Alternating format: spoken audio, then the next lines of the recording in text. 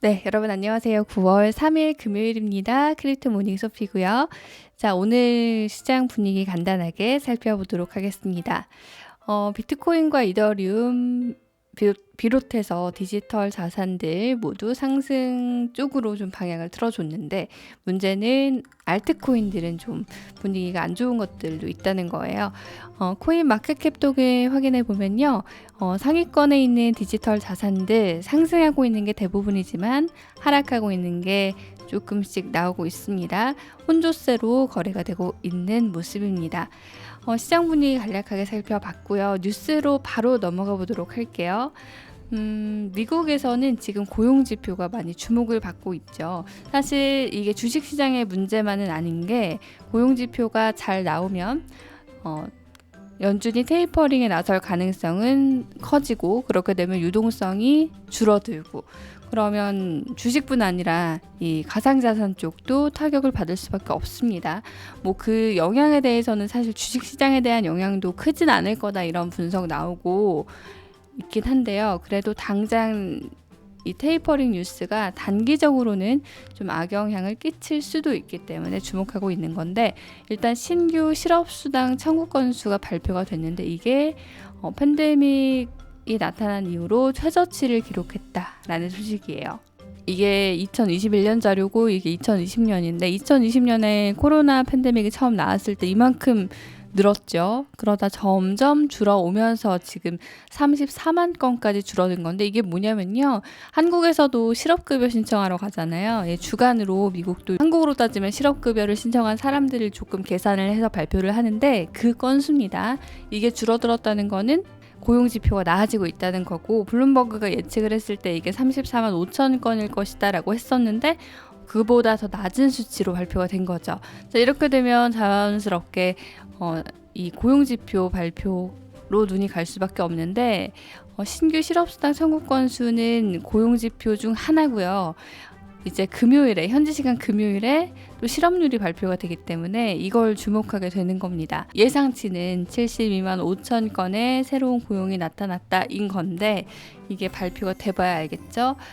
아직까지는 분위기가 좀 엇갈리고 있어요. 델타 변이의 고용지표의 영향은 얼마나 될 것이며, 그거를 뚫고 이 실업률이 얼마나 낮아졌을 것이며, 이런 것들을 좀 지켜볼 필요가 있겠습니다. 금요일에 발표가 되니까 우리 시간으로는 내일 정도 발표가 되겠네요. 이렇게 고용지표를 기다리고 있는 미국 증시는 일단은 뭐 올랐습니다. 주식은 올랐고요. 한번 기다려 보시죠. 자, 그리고 코인 관련된 뉴스 중에서는 좀 볼만한 게, SBI가 크립토 펀드를 런칭하겠다, 올 12월까지.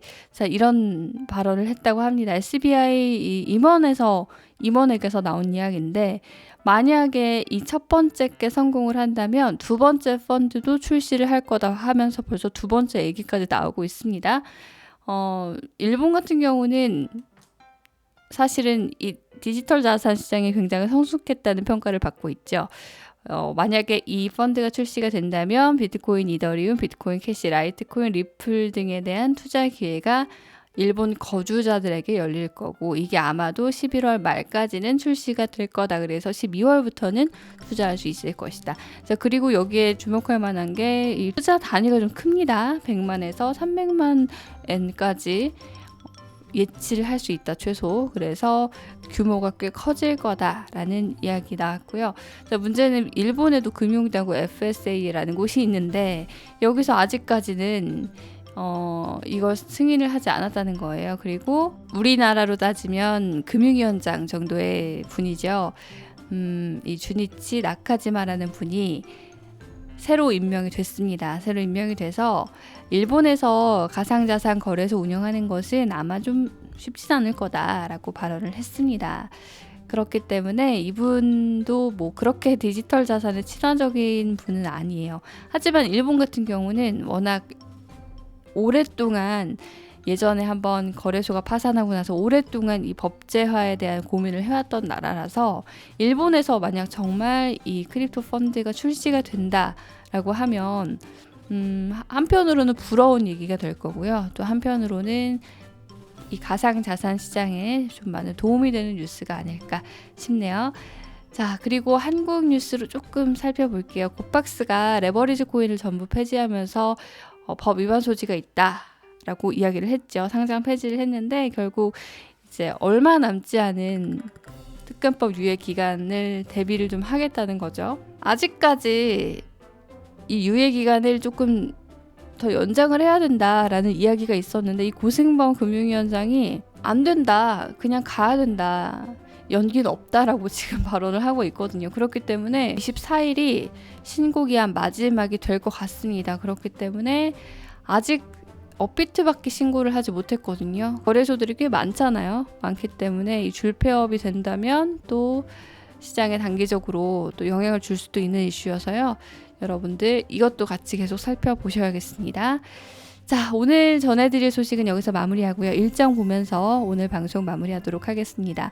제가 피부과 약을 먹었더니 너무너무 졸리네요. 그래서 오늘 약간 발음이 안 좋았을 수도 있습니다. 아무쪼록 건강 유의하시고요, 여러분. 시청해주신 분들 모두 감사하고요. 월요일에 다시 뵐게요. 고맙습니다.